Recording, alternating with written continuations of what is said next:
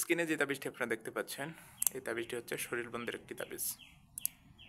আজকে আমি আপনাদেরকে এই ভিডিওতে বলে দিব কিভাবে এই তাবিজটি লিখবেন এবং কোন নিয়মে লিখবেন এবং তাবিজটি কিভাবে ব্যবহার করবেন। আজকের ভিডিওতে আমি আপনাদেরকে বিস্তারিত সব বলে দেব। সুতরাং আজকের ভিডিওটি আমি মনে করি আপনাদের জন্য খুবই গুরুত্বপূর্ণ।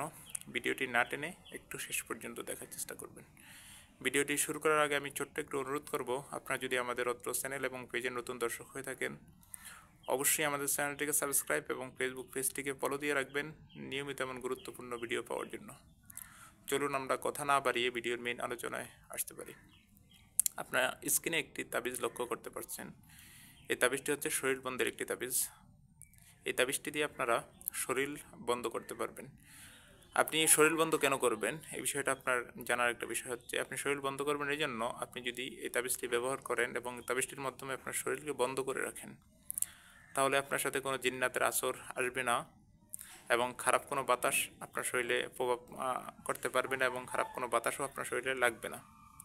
আপনাকে যদি কেউ জাদুটোনা করতে চায় অথবা কোনো খারাপ কোনো নষ্ট করতে চায়, তাহলেও করতে পারবে না। এই জন্য আমরা বিভিন্ন সময় বিভিন্ন কবিরাজের কাছে যেয়ে থাকি যে শরীর বন্ধের আমাকে একটি তাবিজ দেন। আজকে যে তাবিজটি স্ক্রিনে আপনারা দেখতে পাচ্ছেন, এই তাবিজটি হচ্ছে শরীর বন্ধের জন্য পরীক্ষিত একটি তদবির এবং পরীক্ষিত একটি তাবিজ। আপনি যদি এই তাবিজটি দিয়ে আপনার শরীরকে বন্ধ করেন এবং এই তাবিজটি আপনি সেবন করেন, তাহলে 100% আপনার শরীর বন্ধ হবে। আপনার উপরে কোনো বদনজর পড়বে না ইনশাল্লাহ, আশা করি। কোনো জিন্নাত আপনার উপর কোনো আসর করতে পারবে না, কোনো খারাপ বাতাস আপনার উপর পড়বে না, প্লাস আপনাকে কেউ কোনো জাদুটোনা করতে পারবে না। এই তাবিজটির লেখার নিয়ম হচ্ছে, আপনি তাবিজটি যদি মেশকো জাফরান আম্বরের কালি দিয়ে লেখেন তাহলে সবচেয়ে ভালো হয়। আর যদি মেশকো জাফরান আম্বরের কালি না থাকে, তাহলে আপনি তাবিজটিকে যে কোনো একটি লাল কালি দ্বারা লিখবেন। তাবিজটি লেখার আগে অবশ্যই আপনি উজু বানিয়ে দিবেন এবং পবিত্র একটি স্থানে পড়বেন। আমি আবারও বলছি, যদি জাফরান মেশকো আম্বরের কালি থাকে, ওই কালি দিয়ে লিখলে আপনার তাবিজটি ভালো হয়, আর না থাকলে যে কোনো একটি লাল কালি দ্বারা লিখবেন তাবিজটি এবং আল্লাহর উপর পরিপূর্ণ ভরসা রাখবেন। উজু অবস্থায় লিখবেন, পবিত্র স্থানে বসে লিখবেন। এই তাবিজটি আপনি শুক্রবার, মঙ্গলবার এবং শনিবার বিকেলে লেখার চেষ্টা করবেন। শুক্রবার, মঙ্গলবার এবং শনিবার যদি আপনি বিকেলে এই তাবিজটি লেখেন, ইনশাল্লাহ আশা করি 100% তাবিজটি আপনার কার্যকরী হবে।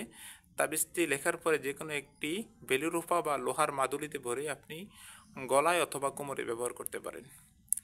তাবিজটি গলায় অথবা কোমরে যদি আপনি ধারণ করেন, তাহলে 100% আপনার তাবিজটি আপনার শরীর বন্ধ থাকবে এবং আপনি 100% উপকৃত হবেন, আপনার শরীর বন্ধ হয়ে যাবে। আশা করি কথাগুলো বুঝতে পেরেছেন, মেনে চলবেন।